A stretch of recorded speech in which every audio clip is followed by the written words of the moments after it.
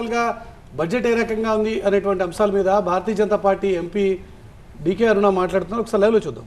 వార్త నిర్మలా సీతారామన్ గారు చెప్పిన సందర్భంగా వారికి హృదయపూర్వకంగా నా యొక్క ధన్యవాదాలు తెలియజేస్తా ఉన్నా. ఈ యొక్క 12 లక్షల లోపు ఉన్నటువంటి మధ్యతరగతి కుటుంబాలకు ఆదాయము 12 లక్షల లోపు ఉన్నటువంటి కుటుంబాలకు అందరికీ కూడా శుభాకాంక్షలు తెలియజేస్తా ఉన్నా. మిగతా రంగాలకు ఎలా ఉంది మ్యామ్?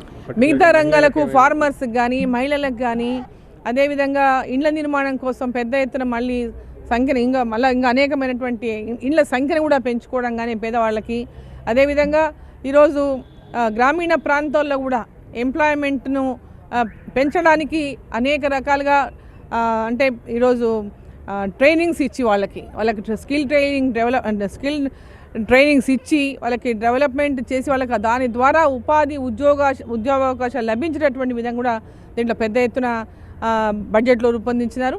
అంటే గ్రామీణ ప్రాంతాల నుంచి కూడా అభివృద్ధిని ఆశిస్తూ అభివృద్ధి జరగాలంటేటువంటి ఒక ఆకాంక్షతో ఆశయంతో ఈరోజు నరేంద్ర మోదీ గారి బడ్జెట్, నిర్మలా సీతారామన్ గారి బడ్జెట్ని ఈరోజు ప్రవేశపెట్టినారు.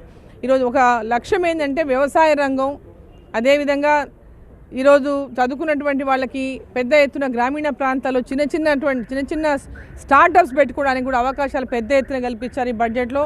అంటే పెద్ద ఎత్తున ప్రోత్సాహకాలను ఇవాళ కేంద్ర బడ్జెట్లో మరి నిర్మలా సీతారామన్ గారు మరి వాళ్ళ అనేక రకమైన అంటే ఈరోజు చూస్తే ఫిషరీస్ వాళ్ళకు కూడా అంటే ఫిషరీస్ డిపార్ట్మెంట్ కూడా మత్స్య కార్మికులు కూడా పెద్ద ఎత్తున దీంట్లో లబ్ధి జరగబోతున్నటువంటి విషయం. అదేవిధంగా కోఆపరేటివ్ సెక్టర్లో కూడా పెద్ద ఎత్తున లబ్ధి చేకూర్చాలంటే లక్ష్యంతోన ఇవాళ ఈ బడ్జెట్ని రూపొందించారు.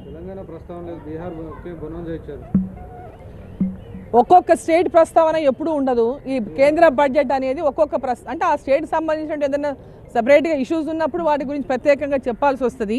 బట్ ఈ యొక్క దేశవ్యాప్తంగా అన్ని రాష్ట్రాలకు కలిపించేటటువంటి బడ్జెట్ కేంద్ర బడ్జెట్.